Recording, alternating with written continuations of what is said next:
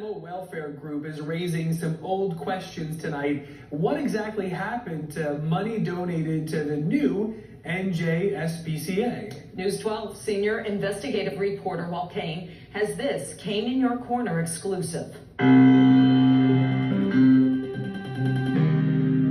over a century, the Njspca was New Jersey's animal police. They have one mission and one mission only: enforce New Jersey's animal cruelty statutes. But a series of Kane in Your Corner investigations exposed everything from questionable spending. Your money is not going towards the animals, it's going into the pockets of these people that are sitting on the board. To ignoring complaints about animal cruelty. This woman took my message, and she said they will definitely call you back tomorrow morning.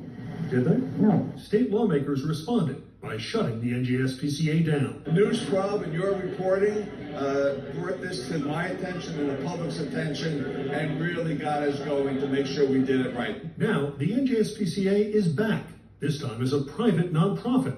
The group is being led by this man, Harry Levin, the former attorney for the old Njspca. And once again, there are questions. 4 years later, with the same individuals and the same situations and the same money situations that we had before. For one thing, while the Njspca is soliciting charitable donations, our investigation finds the group is not registered as a charity with the State Division of Consumer Affairs. We're right back to how are they collecting donations in a state that they have no charity registration for. It's also not clear what the new Njspca is doing with its donated funds. The group says its mission is to educate the public about animal welfare, but the last publicly available tax return is from 2019. It shows $250,000 in contributions and just $12,000 in expenses, all for legal bills. We wanted to talk to the Njspca about how it was helping animals, but for more than 3 months, Levin insisted he wasn't well enough to talk to me, even over the phone. So I called every member of the Njspca's board of directors. My name's Walt Kane. I'm the investigative reporter with News 12, hoping to find someone who would do an interview. We're wanting to look into the organization and what it's doing with donated funds. Only one board member returned my call, saying he didn't know much about the group's activities. We're right back to the whole situation all over again of what is happening with the money. Levin finally sent an email saying the Njspca planned to use its donated funds to help local animal welfare groups.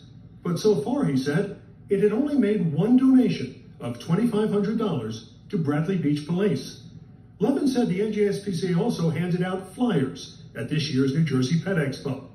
And our investigation also finds there are questions about what the original Njspca did with its money after it shut down. We're still sitting here 4 years later, scratching our heads as to where all the money went. Records show the group sold its headquarters in New Brunswick for nearly $270,000. It also put other assets up for sale, including its squad cars.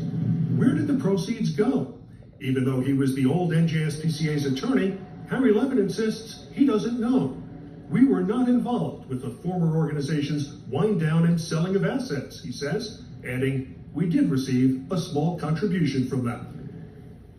We, though, are not the only ones asking questions. Sources inside the Attorney General's office tell Kane in Your Corner they have begun an investigation into what the old Njspca did with its assets after it shut down.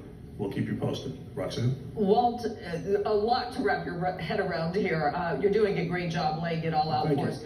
The question is, regarding the new Njspca, why are they so far behind on filing their tax returns? Well, Levin blames some of that on the pandemic. He says the group just filed tax returns for 2020 and 2021, but as I said in the report, the last return the IRS shows has processed was back in 2019.